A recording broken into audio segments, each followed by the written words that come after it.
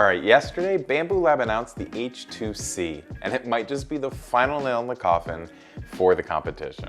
This isn't a minor upgrade though, this is kind of a major step in a new direction, but I'll get into what makes that true in a second. I could compare this to the Prusa XL or the H2D, but the H2C stands on its own. So I'm gonna take you through what makes this printer so different or not so different. The H2C build volume is around the same as the H2D. It tops out at 325 by 320 by 325.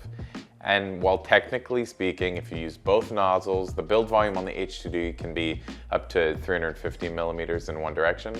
But realistically, you get two nozzles to use different filaments. That practically means the build volumes are the same. The headline here though isn't the build volume, it's the Bondtech tool changing system. It includes 6 inductively heated hot swappable hot ends mounted in a vertical rack. Plus, the addition of one fixed hot end on the left side gives you a total of 7 different nozzle options, all available in a single print.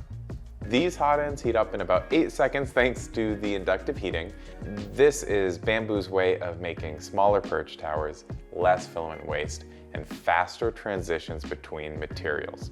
Unlike Bambu Lab's earlier printers that need to flush out a ton of old filament between swaps, the H2C just drops a used hot end, picks up a fresh one, and keeps going with minimal waste. The H2D already set an insanely high bar, and the H2C keeps all of that, but just goes a little bit more modular. And since each hot end has its own chip and is heated inductively, there's no wires, no contacts, and everything is still compatible with the AMS ecosystem. This puts the H2C toe-to-toe with the Prusa XL, which supports 5 different tool heads, each with its own extruder, so the XL still wins on just tool changing speed and waste. But where the H2C shines is integration and compactness. The XL is massive, and in practice you might not beat the XL in raw speed, but you gain convenience.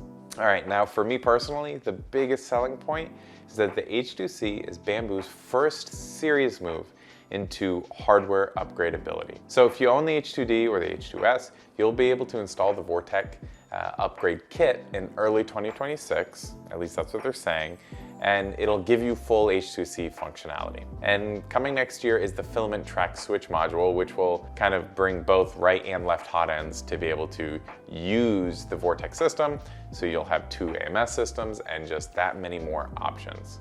And I take this as Bambu Lab's attempt at beating Prusa at the real selling point for their consumers. While upgradability is great, I'm still a little wary of Bambu Lab's ability to, consistently upgrade in the way that Prusa has been able to, but the ball is in their court to see how they handle the upgrade path. I'm hoping to get one of these as soon as possible, so if you want to see me kind of expand this video a little bit and expand into the world of Bambu Lab, subscribe. It means a lot, and if you have questions, leave them below, but that's it for now. Thank you so much for watching, and I'll catch you next time.